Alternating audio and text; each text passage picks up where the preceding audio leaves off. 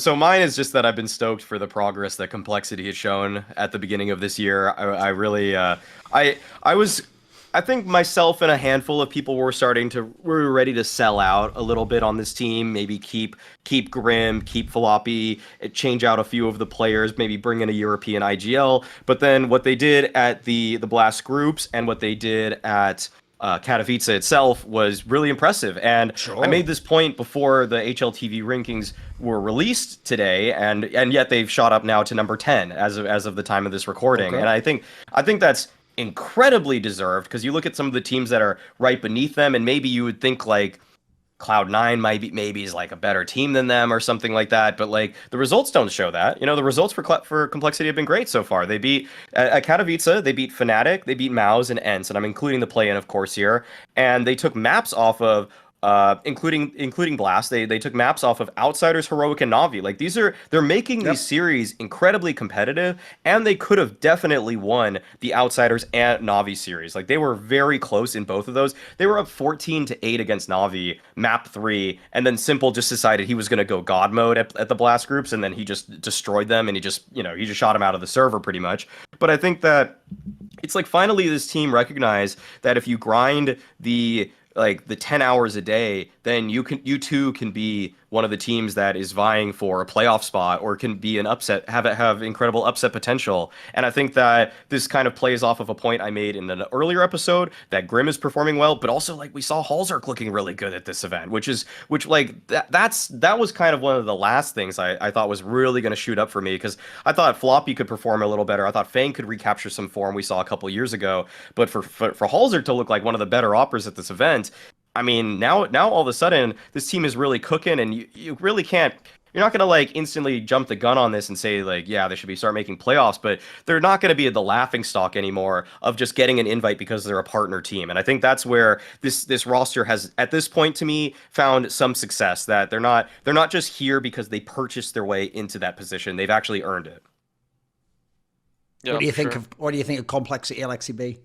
I mean, I'm just gonna say, like, you brought up Halzark at the end there. I just feel like he fully manhandled this tournament, and I wouldn't say the sole reason, but I feel like at least on the previous tournament, he was the biggest factor for me. I just feel like I don't understand. Like it felt like he was trolling or something when he's playing these resolutions and the default crosshair and whatever.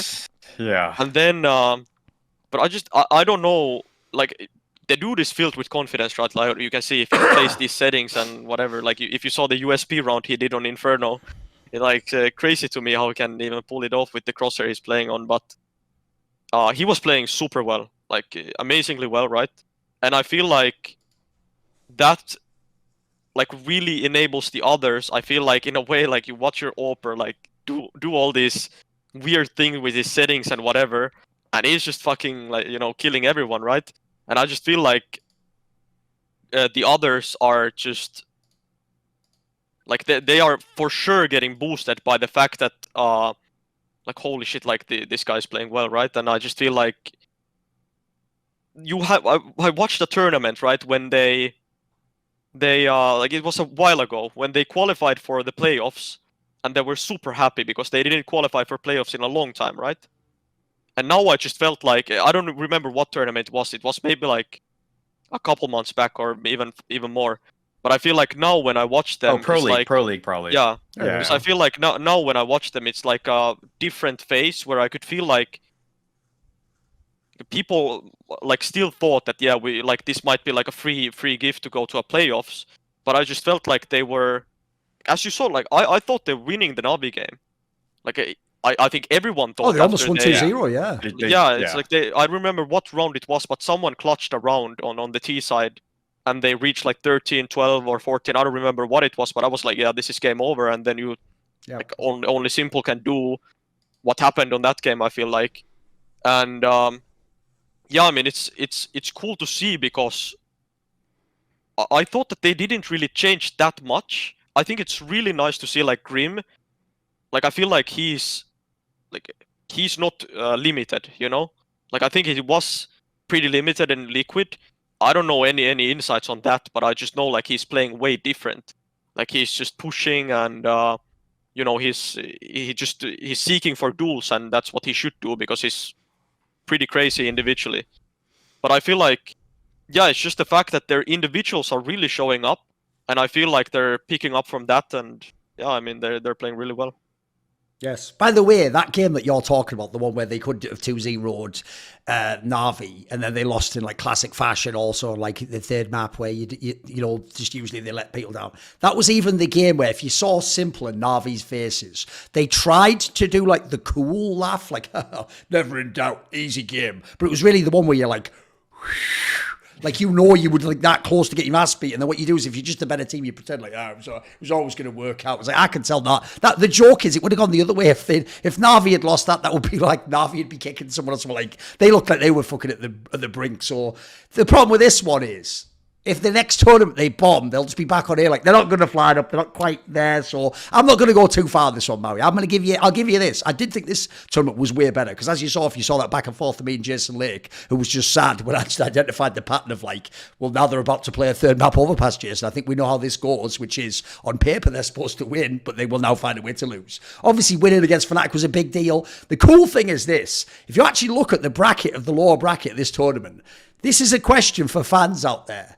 Do you think the major was legit? Do you think that the format is good and rewards all the good teams? Because if you're someone who was hating on FaZe and Vitality, you're like, look, the better teams would win, then you must think Complexity is amazing because they just did a fucking playoff bracket run at the major here. They beat Mouse, that team was in the semis. They beat Fnatic, that team was in the fucking quarterfinals. And then they almost beat Outsiders, who actually I think's even upgraded their lineup.